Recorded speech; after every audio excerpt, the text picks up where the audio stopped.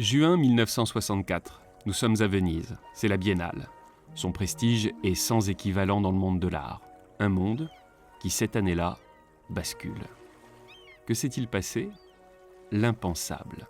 C'est Robert Rauschenberg qui gagne le Grand Prix.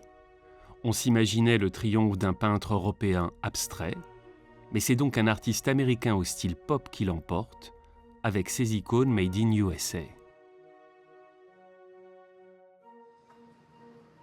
Dans Paris renversé, l'événement entérine un processus qui s'était en fait enclenché depuis la fin de la Deuxième Guerre mondiale. L'idée est simple, il faut imposer les artistes de New York en donnant une bonne leçon de liberté à la fois à l'encombrante Europe et à l'ennemi soviétique. Conséquence, toute une génération de peintres travaillant en France va être peu à peu provincialisée et tomber dans l'oubli. Pire encore, elle va être remisée et méprisée pendant de longues décennies. Oui, l'offensive du soft power américain va invisibiliser toute une génération.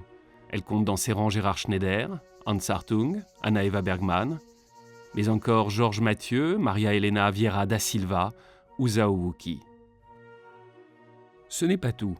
Ce que l'universitaire Serge Guilbeault définit comme le vol de l'art moderne par New York va invisibiliser toute une génération de galeristes et de critiques pionnières. Des femmes comme Jeanne Bucher, Colette Allendy, Madeleine Rousseau ou Myriam Prévost.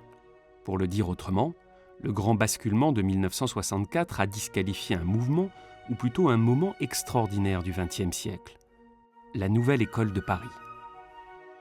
Quand on parle de Nouvelle École de Paris aujourd'hui, eh bien on n'y voit pas clair du tout.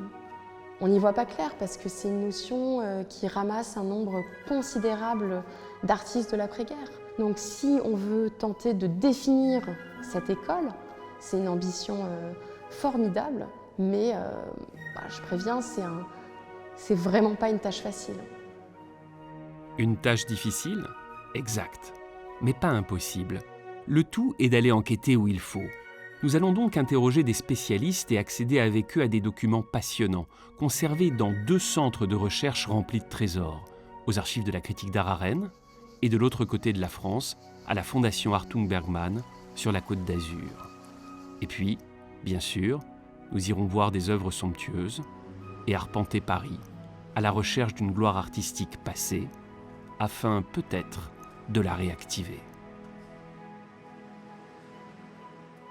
Et c'est tout le sens du défi un peu fou de la Galerie Perrotin à New York, au printemps 2024, y présenter une exposition Nouvelle École de Paris pour la reconsidérer non seulement en Europe, mais aussi aux États-Unis.